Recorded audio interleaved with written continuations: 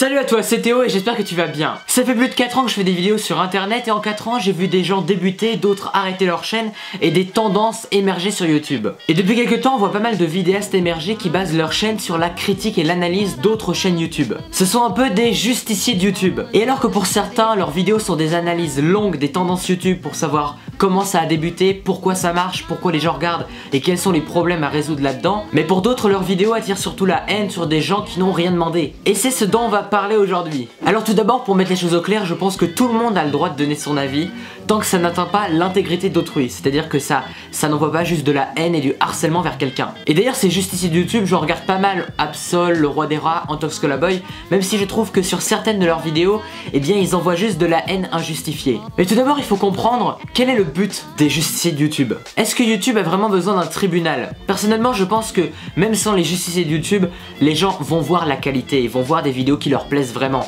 Et on peut pas vraiment juger les choix des gens, ça va vraiment selon leur goût. Mais je trouve leur initiative louable, essayer d'apporter de l'originalité à YouTube en amenant des petites chaînes de qualité vers les tendances et en essayant aussi de réduire les arnaques et les réseaux pédophiles, tous les problèmes qu'il peut y avoir avec YouTube. Mais en analysant un peu leur chaîne, on se rend compte que malgré le fait que ce soit eux qui critiquent les tendances, ce sont les premiers à les suivre. Dès qu'il y a un buzz, une polémique ou une nouvelle mode sur YouTube, eh bien il y aura toujours une vidéo du Roi des Rats, d'Antox Colaboy, de Sir Gibbsy ou d'Absol pour en parler. Il y a même plein d'autres petites chaînes qui débutent et qui se lancent directement dans la critique de vidéos sur internet. Ces justiciers de YouTube ont voulu critiquer les tendances mais en ont créé une nouvelle. Mais c'est pas ça le vrai problème. Le vrai problème c'est qu'ils attirent la haine sur des gens qui ne le méritent pas et qui n'ont rien demandé. Prenons l'exemple de Un Panda Moqueur. Un Panda Moqueur, c'est un jeune, il a mon âge, il a 17 ans. C'est un 2000 comme moi.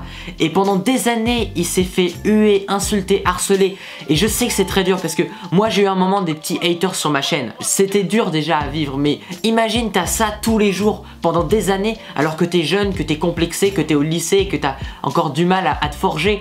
Ça doit être très dur à vivre ça. Et il y a des youtubeurs comme Antox Colaboy dont je respecte le travail. Et bien, dans sa vidéo Mes chers non-abonnements, il a critiqué des critiques qui n'étaient pas justifiées, des critiques sur son petit côté androgyne ou ses manières qu'il pouvait avoir dans ses vidéos. Ce sont des critiques qui n'ont rien à voir avec la qualité de la vidéo.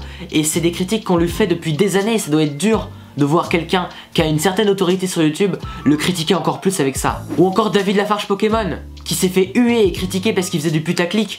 Et alors, ce sont juste des vidéos, il fait juste ce qu'il aime et s'il a envie de faire des vidéos qui marchent, il a le droit, il a rien fait de mal, il a rien fait de criminel. Genre les gens ils sont sur YouTube à le critiquer comme si c'était un meurtrier. Il a rien fait de mal, il a juste fait des vidéos. Si ça te plaît pas, bah va-t'en, ne regarde pas, t'es libre de regarder ce que tu veux. Mais si c'était juste une critique d'un youtubeur comme ça, il y a des critiques qui peuvent être justifiées, des critiques constructives qui peuvent être vraiment intéressantes pour améliorer les chaînes YouTube des gens. Si c'était juste une critique, ça irait. Mais sauf que le problème des justiciers de YouTube, c'est leur communauté. Parce qu'en attirant la haine vers des youtubeurs, même si c'est pour amener une critique constructive derrière, il y aura toujours des gens qui vont aller critiquer et qui vont aller harceler ces youtubeurs. Et peut-être que si t'es justicier de YouTube, tu vois pas forcément ça, mais en attirant la haine, eh bien, ça joue sur la psychologie des gens et ça va créer vraiment un sentiment de...